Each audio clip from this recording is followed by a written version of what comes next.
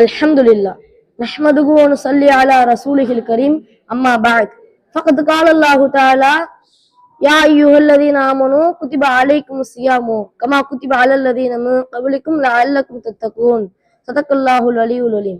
Wa qala Rasulullah sallallahu alayhi wa sallam law ya'lamul ibadu ma fi ramalana latamannat ummati an takuna sanatu kulluha ramalana. Sadaqa Rasulullah sallallahu alayhi wa sallam.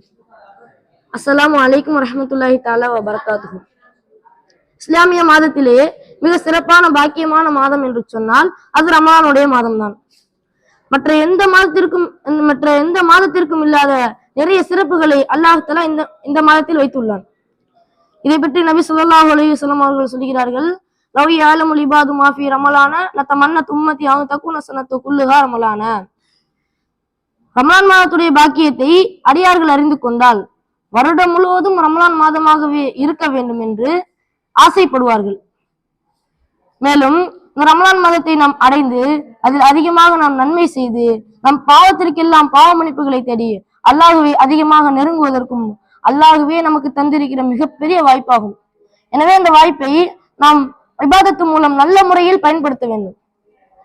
மேலும் இந்த ரமலான் மாதத்தில் நாம் செய்யக்கூடிய அமல்களில் மிக சிறப்பான அமல் என்று சொன்னால் அது நோன்பு வைப்பதுதான்.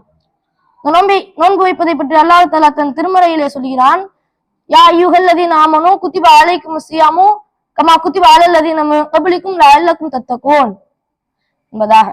அதாவது உங்களுக்கு முன்னுள்ளவர்கள் மீது கடமையாக்கப்பட்டிருந்ததை போல் உங்கள் மீதும் நோன்பு வைப்பது கடமையாக்கப்பட்டிருக்கிறது.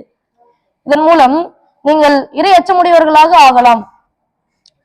எனவே இப்படிப்பட்ட கடமையாக்கப்பட்ட இந்த நோன்பை நாம் சரியத்துட்பட காரணமின்றி வேறு எதற்காகவும் விடக்கூடாது.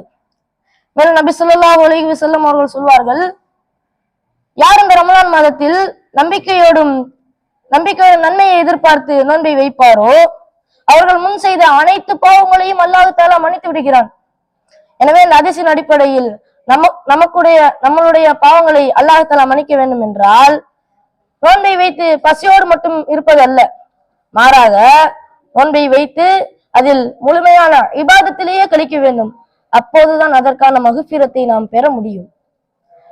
அடுத்ததாக இந்த மாதத்தை பற்றி நபி ஸல்லல்லாஹு அலைஹி வஸல்லம் சொல்கிறார்கள், ரமலானுடைய மாதம் வந்துவிட்டால் சொர்க்கத்துடைய கதவுகள் திறக்கப்படுகிறது, நரகத்துடைய கதவுகள் அடைக்கப்படுகிறது, சைத்தான்கள் விலங்கிடப்படுகிறான் என்பதாக. மேலும் நபி ஸல்லல்லாஹு அலைஹி வஸல்லம் அவர்கள் சொல்கிறார்கள், ரமலான் மாதத்தில் நாம் செய்யக்கூடிய ஒவ்வொரு அமல்களுக்கும் அல்லாஹ் தஆலா மற்ற எந்த மாதத்திலும் இல்லாத அதிகமான நன்மைகளை அல்லாஹ் தஆலா தருகிறான் என்பதாக. எனவே நாம் அதிகமான நன்மைகளை செய்து ரமலானின் மூலம் நம் பாவங்களுக்கெல்லாம் பாவ மன்னிப்புகளை தேடிக்கொள்ள வேண்டும். ஆனால் நம் பாவ மன்னிப்புகளை தேடாமல் இந்த மாதத்தை கழித்து விட்டோம் என்றால் ஜிப்ரீல் அலைஹிஸ்ஸலாமுடைய சாபத்திற்கு நாம் ஆளாகி விடுவோம். ஆக நாம் இந்த மாதத்தை நாம் தொழுது இபாதத்து மூலம் கழிக்க வேண்டும். நாம் பாவத்தை விட்டு விலகி குர்ஆன் ஓதுவது, தொழுகுவது, திக்ர் செய்வது போன்ற நல்ல அமல்களை செய்து நோன்புகளுக்கு குறித்தான ரயான் சொர்க்கத்தை நாம் பெறுவதற்கு வல்லவன் அல்லாஹ் தௌஃபீக் செய்வானாக என்று கூறி என் உரைக்கு திரையளிக்கிறேன். வாஹிர் தவானா அனில் ஹம்துலில்லாஹி ரப்பில் ஆலமீன். அஸ்ஸலாமு அலைக்கும் வரஹ்மத்துல்லாஹி தஆலா வ பரகாத்துஹு.